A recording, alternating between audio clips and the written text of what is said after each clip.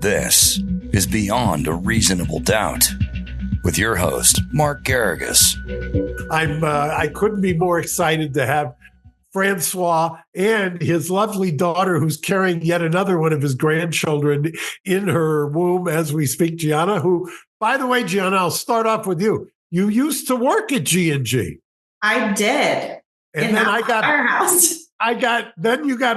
bigfooted by your father, who's sitting there, who's your grandbaby daddy. And I was just saying before we got on air, Francois, when was the last trial we did together? 2016, Mark. You and I did a 3-week trial in San Jose, California, the first trial that went against Intuitive Surgical. You were fabulous. And we beat old Alan Ruby and Skadden Arps to death. And so that was a lot of fun. Well, one of my favorite things about that is that there was, I think it's somebody who's related to Scalia started a courtroom news network thing where they videotape the trial. And the reason I know about this is people ask me, and they can't get past the paywall of it, right? So apparently they're selling the video of your and my trial together, Francois. Right. My favorite story about that, Mark, real quick, was you remember you were in the men's bathroom, and they had like 4 or 5 jury consultants there. And one of those jury consultants was there standing next to you and just feeling really bad because you did such a great job picking a jury that day. We knew we had a shot after the jury that you selected. It was awesome. Yeah, I don't think this is covered by any agreement, but I'll never forget that jury was out for a little while. And that's, as you know, the worst time in the world is waiting for your jury. And then they asked some questions, and the questions tracked the closing. And boy, that case was settled instantaneously after that. So I miss you both separately and together, but who better to talk to about you guys are both at the Southern Med Law Group, correct? And are great lawyers. And Gianna, you're an IVF carrying baby mama, correct? I am. I went through IVF all of 2023, pretty much. Did a lot of different versions of ART before finally landing on IVF. And actually, my clinic is one of the clinics that recently shut down their IVF practice. They've been all over the news, and they have about 9 of my embryos frozen there. And my daughter is due April, and she was a frozen embryo. And you both are where's your office in Alabama? In Birmingham. Birmingham. Got it. And so this case couldn't be more apropos than Francois and you carrying a baby and your clinic being one of the ones that closed down. And Francois has a much different take. I don't know about yours, Gianna, but Francois and I have been texting back and forth. He was kind enough to send me the opinion before I could even download it. Francois, you tell me your take on this before I push back. Well, my take is we're in Alabama. And for a lot of other people across the country, they don't understand, Alabama law. And so there's been a lot of jumping to conclusions and misinterpretation that occurs because people are opinionated. And of course, we're very polarized. But under Alabama law, there are 3 things that are important to understand about this case. One is the case was brought by IVF parents. Okay. And these are parents that had embryos that were being held in trust in this refrigerated unit where this person was allowed to walk in unchecked, without authority, and end up destroying these embryos. Right. By the way, for those who haven't read the opinion, they lay out the facts. It was somebody who I assume had some kind of challenges in life who wandered into the area where the embryos were and ended up destroying some of the embryos. And then this lawsuit was brought by the parents of the embryos against the facility for a variety of causes of action. Yeah, and there were 3 sets of parents that were involved, and they were represented by a firm called Cunningham Bounds, which are really good lawyers in Mobile. And the approach was fairly simple. They're paying every month to have those embryos stored there should have been some level of security over the embryos. And those embryos are embryos that have been already, checked. I mean, they've been genetically assessed and noted to be good embryos. And so they were very important for those three sets of parents that had gone through a lot to get those embryos. So they filed a lawsuit, and as part of the lawsuit that they filed a wrongful death under a minor act, which is an Alabama law that goes back to 1872. And at the time the law was passed, it did encompass a woman with child, which was common vernacular at the time. It meant a woman that was pregnant. Correct. Yeah. And so Alabama, So is this the first, just as we're going along, is this the first time, and Gianna, jump in at any point since nobody's got better bona fides on this issue than you do. Is this the first time that you're aware that somebody has ever extended beyond a pregnancy to a embryo? No, we've done it. Go ahead, Gianna. We've done it. We brought a case in South Carolina, a wrongful death action on behalf of an embryo against a product manufacturer who recalled media. They actually made freezing media because during the incubation process, the embryo is transferred to different media before finally being coated in a final media and being dipped into the liquid nitrogen. And their media was toxic. Due to negligence, they had failed to put, certain chemical compounds in the media, resulting in the death of several embryos, a lot of embryos, actually.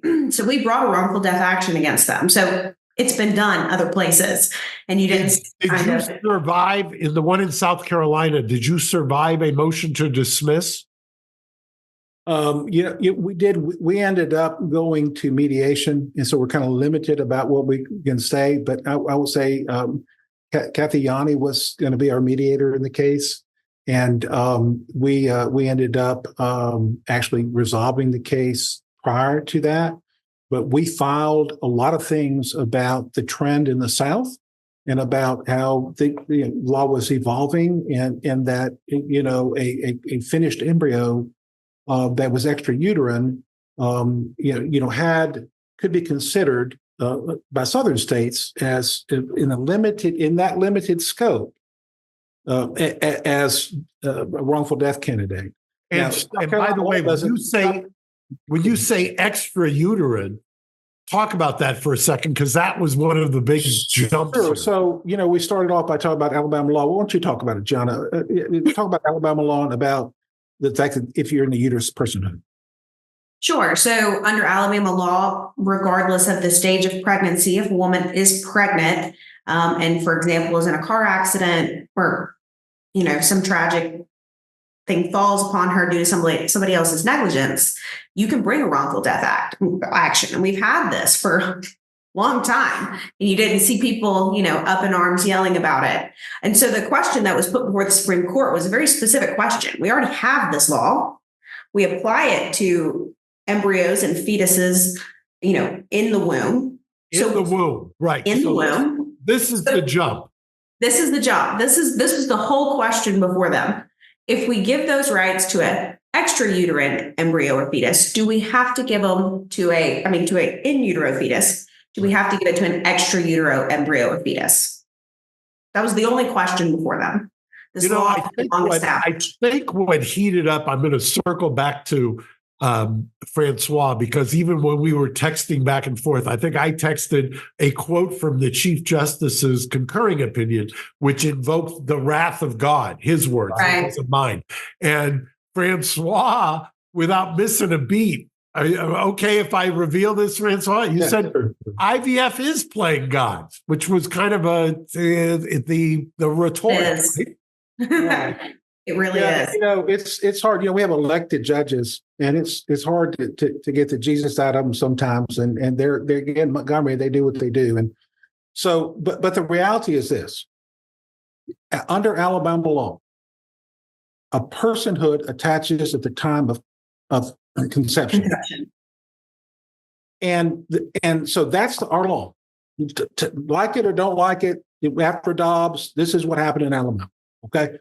And so, by the way, that is, and just so everybody understands, after Dobbs, where the U.S. Supreme Court reversed Roe, then Alabama was one of a couple of states that passed that personhood attaches at conception.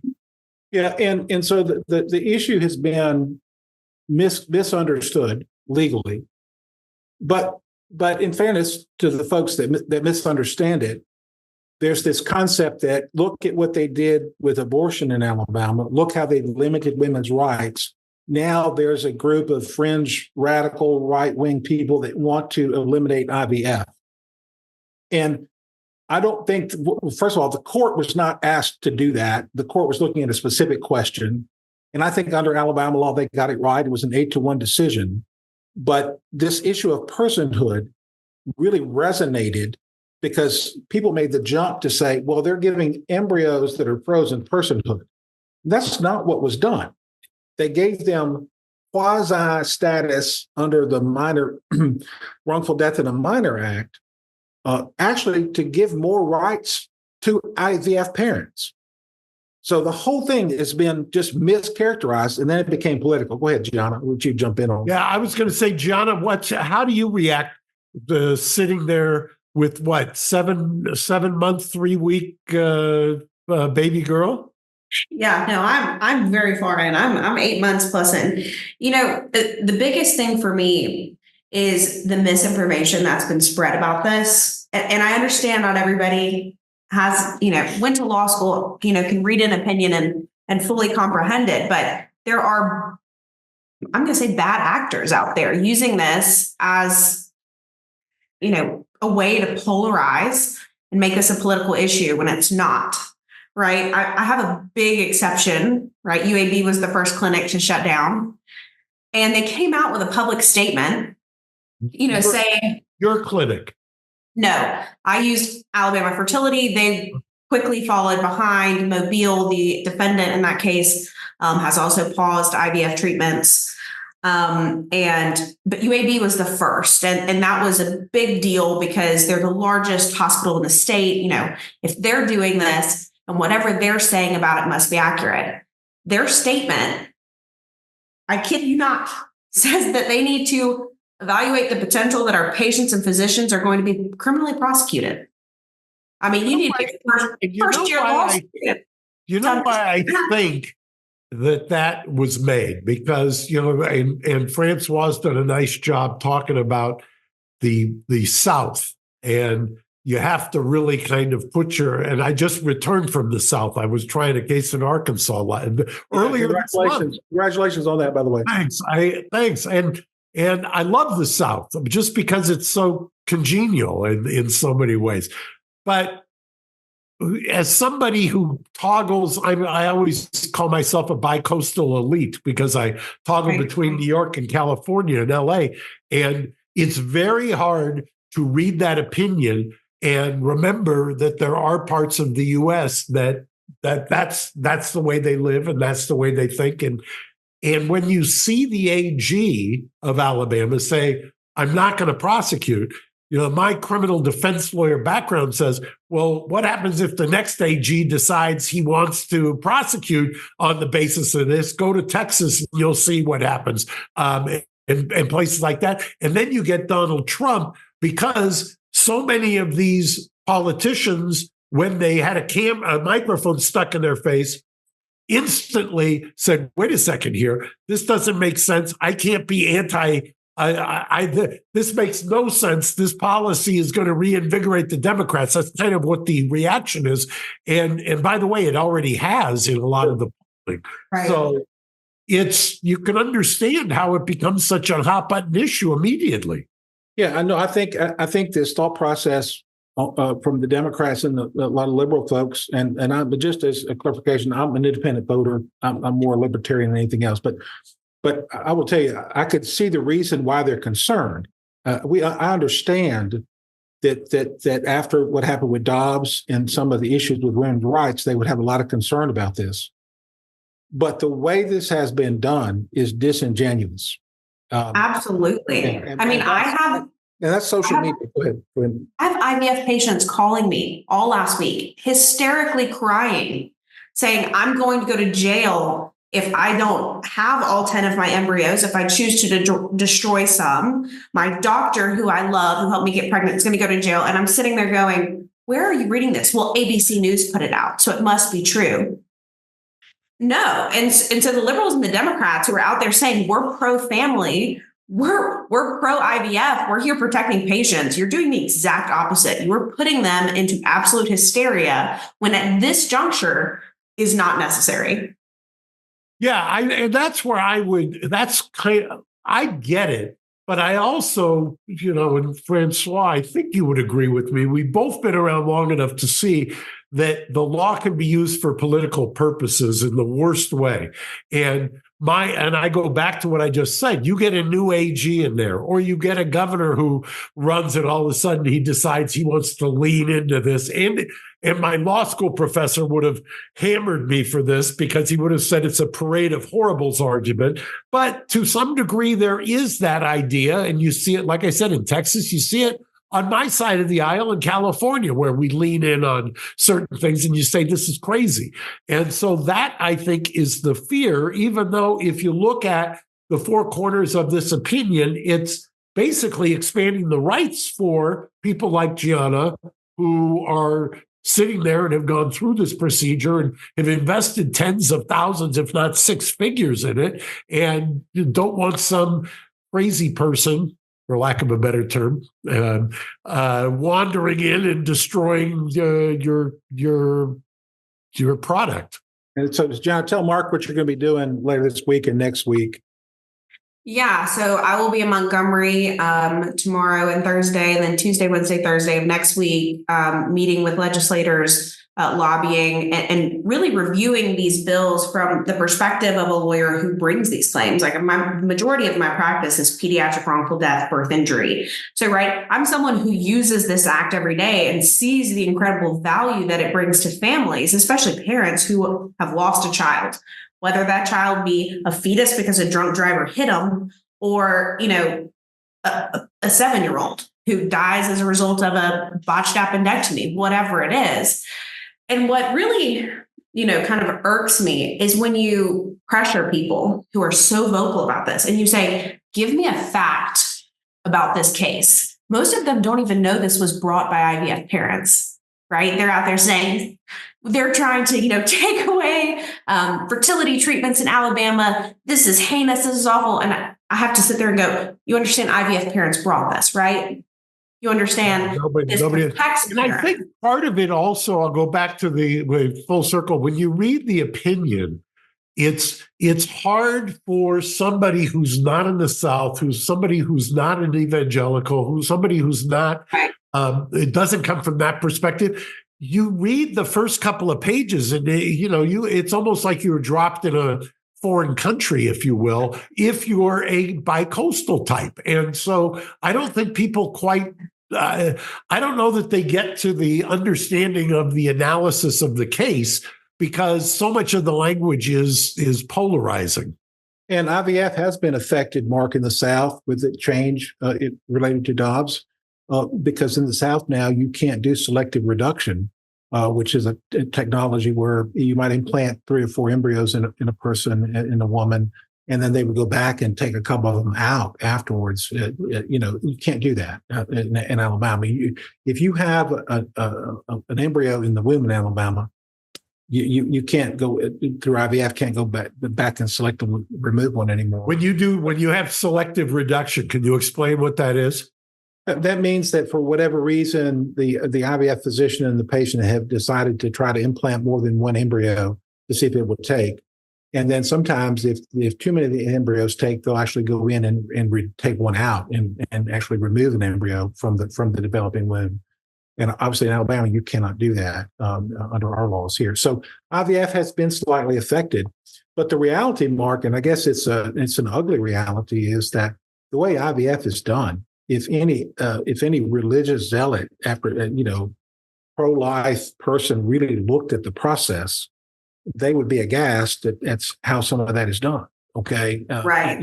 Alabama, if you have a Down syndrome, you took the next question out of my head. So you're old enough to say, hey, some things you don't want to know about. Okay, some things just leave it in the closet. With my embryos, I literally got a report on each one, telling me the genetics, the sex, telling me a lot about the embryo. And my husband and I along with our embryologist and along with our physician, selected the embryo that we wanted. I mean, it is a very unnatural process.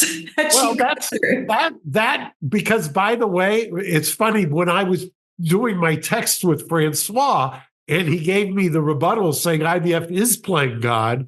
And then I talked to somebody who will remain nameless, who I'm very close to, who's going through the process right now.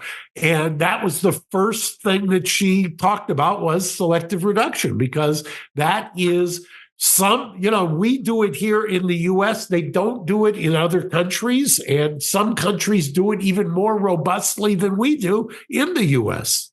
Right.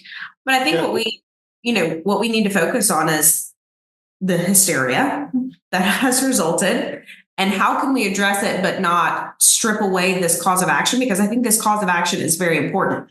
Because if we don't have this cause of action, which only seeks punitive damages, what's our alternative? We're going to treat embryos like property.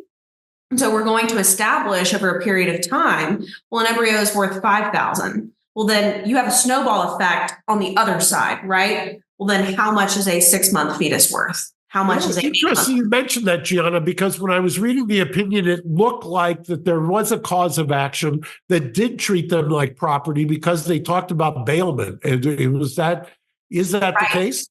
Right. Right.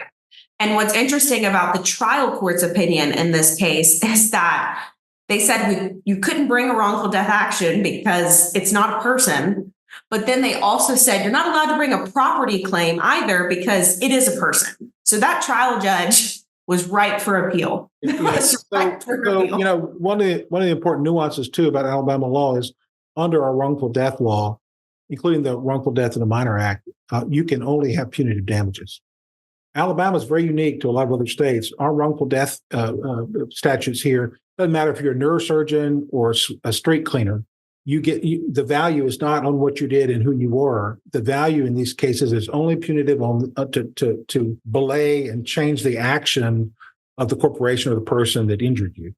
So it's a very different concept here in Alabama. And again, that's very unique about our law here. So these punitive damages that they were seeking in Mobile were not damages that were going to value an embryo with any X number of money. It was going to punish the act of not securing those embryos at whatever a jury would come back and find compensable. So I was just going to say, it gets you around the idea that you've got to be limited to the person who was somewhat obviously troubled, who was the actual actor. You actually are taking a step back and saying, well, we should never even have been at that point. Yeah. And Mark, people in Alabama are smart enough to understand that if we're paying, $300 or $400 a month to house these frozen embryos, that maybe the folks that are housing them could put a little security keypad on the door where the refrigeration unit is kept to keep people from, not walking in there and destroying, embryos. This at the end of the day for you, if you came to Alabama and tried this case, you would be very successful because the fact pattern is very positive for the plaintiff. This was ridiculous. The way this happened was ridiculous. Okay, and so they don't deserve to be protected when they act this badly. Okay. Hey everybody, what's up? It's Gina Grad. And when you're searching for the perfect piece of jewelry, it can be hard to find a brand you trust. Alex and Ani has been creating meaningful jewelry for over 20 years, designing pieces that connect you with all of life's important moments. With an emphasis on value, there is truly something for everyone. They've recently launched their everyday collection. I could not love it more. These pieces are made from stainless steel and an advanced water-resistant plating method that doesn't tarnish. It has the look of real gold. It's beautiful. I love these pieces because they feel so classic, but they have so much versatility. Alex and Ani are also featuring some gorgeous pieces that I have right here, like Black Lotus, this gorgeous Black Lotus charm necklace, and their Stay Wild pendant, and their Wings of Protection necklace that have a classic and vintage feel. See that? And of course, you can't forget their signature bangle bracelets, which I'm also wearing. And I have a lot of their stuff. I have the numerology bracelets. I have the hula dancer to commemorate a meaningful trip I took to Hawaii. From classic to bold statement pieces, Alex and Ani makes it easy to sprinkle your personality into each piece or make a truly meaningful gift for someone you care about. Meanwhile, you can take comfort in knowing that you're shopping with a socially conscious brand, as Alex and Ani has donated over $60 million to nonprofits worldwide, connecting fashion and philanthropy in an easy, fun, affordable way. Right now, Alex and Ani is offering our audience 20% off. So check their gorgeous collection out at alexandani.com and use the promo code MIDAS. That's MEIDAS at alexandani.com. Use that promo code at checkout for 20% off your order. Come and get something beautiful. And I don't think Mobile Infirmary was lining up either to offer them another free round, right? Like, let's talk about that. I mean, not only did we destroy your embryos because we were just negligent, like the door was wide open, but you can pay another 60 grand and go back through it, and we'll add to our profit margin. I mean, when you think about it and you see these reproductive endocrinologists on the news saying, you know, I could be sued for wrongful death and I don't know what I'm going to do. You already had liability insurance. You could already be sued for wrongful death. During an egg retrieval, you know, it's got a huge needle on it. You could puncture something. You could throw somebody into sepsis and they could die. You were already covered for that. And, you know, something I say all the time is when I'm speaking with IVF patients, I say, do cardiovascular surgeons stop operating because they can't handle the risk of a wrongful death suit? No. In fact, I just resolved one with a very prominent cardiovascular surgeon, not a mal, but they do it because that's what they enjoy doing. And right. Francois, by the way, I didn't even give your dad the kudos, Gianna. He's not just a lawyer by day; he's a surgeon as well. Right. And still, as I remember 8 years ago, I think you took off during the trial when we had a couple of days off to go do a couple of surgeries in the middle. Right. Still doing that, Mark. Let's talk about one last thing, the politics of it. I think we touched on it before. I think it's a very hot issue, obviously, because it's an election year and because it puts the Republicans kind of on their back feet, right? And you saw that already. The senator from Alabama. For anybody who isn't in the weeds, I have not seen an issue that has resonated this quickly, and pushback is no. It's very defensive on the part of Republicans. Right. Yeah, and I think you're going to see the Alabama legislature and the governors behind trying to get something done to protect this. And I think that the benefit down the road to all the people that are super concerned about this issue is that there's probably going to be legislation that will not only be here in Alabama, but will carry over to other states. I think you'll see other states move to protect IVF because it's a very important technology. We obviously want that. We're about to have a grandchild born from that technology. We want, 90% plus of Americans want this technology. So we need to protect it. Interestingly, we are a little worried that with the law here in Alabama, they might try to sneak some tort reform stuff into it. I'm sure. I have no doubt about that. I have no doubt about that. So we're always worried about that. We're always worried about that. And that's one of the reasons why Gianna's going down there to Montgomery to camp out for a week and a half, is to try to prevent any stuff other than, try to get this as good as we can get it for everybody. But I just want to, last statement I want to make is, these were IVF parents, and they lost a lot. I can just tell you, this was very personal, and these folks were really, a big loss for these three couples. And I really feel really bad for them that this happened. I think how everybody can get behind IVF, right? We all want it. Republicans and Democrats want it. I can't remember an issue that has where I used to have a college professor, Gianna, who used to say, you never get over 80% on any theory or any issue. Right. This may be the exception to that rule. But can 80% get behind the fact that these parents deserve a cause of action? Has anybody thought about whether any of these parents possibly had cancer? Ovarian cancer and uterine cancer, those were their only eggs that were taken. I think there's a loss of chance aspect to this that people aren't thinking about. And they're like, they don't need a cause of action. We'll just strip it away. What if that was their only shot at having a biological we don't have loss of chance in Alabama. They do in a bunch of other states, but we don't have it here. But that's what I mean. You have to look at this big picture. And what I will be advocating for in Montgomery is addressing all of these concerns. I understand the concerns that people have, but also still providing a cause of action for these parents that still seeks punitive. I do not want to put a value on an embryo's life. Yeah, Mark, last question. I have a question for you because I'm really interested in your take on this. What do you do with embryos when you decide you don't really want them anymore? Yeah, well, the process. What's the question about that, and how does all this sitting in California or New York? You don't think about that in the least. I don't think about it. I mean, I will tell you, I don't know. And Gianna, you know many of the same people who I'm talking about. I don't know a single woman who hasn't, who's over the age of 30, who hasn't frozen her eggs. Right. I mean, it's a big movement, and I think you'll see, fertility rates are declining at an extreme rate. You're going to see IVF and other forms of ART be more and more popular. But I can tell you right now, I have 9 embryos in the state, and I have zero concerns about destroying any of them. That's a contractual agreement between myself and my clinic. And this is a negligence claim. I'm not going to sue myself for destroying my own embryos, right? I appreciate you guys. I miss the both of you. I really do. We're going to do this again real soon. Thank you. Yeah. It's great. It's great to see you, Mark. Stay in good health. Say hi to your wife and family, everybody. Thank you. Make sure Ben knows that I miss him. I will tell him. Bye. Thanks. Bye. Thanks for listening to Reasonable Doubt. Subscribe on YouTube at youtube.com/Reasonable Doubt Podcast.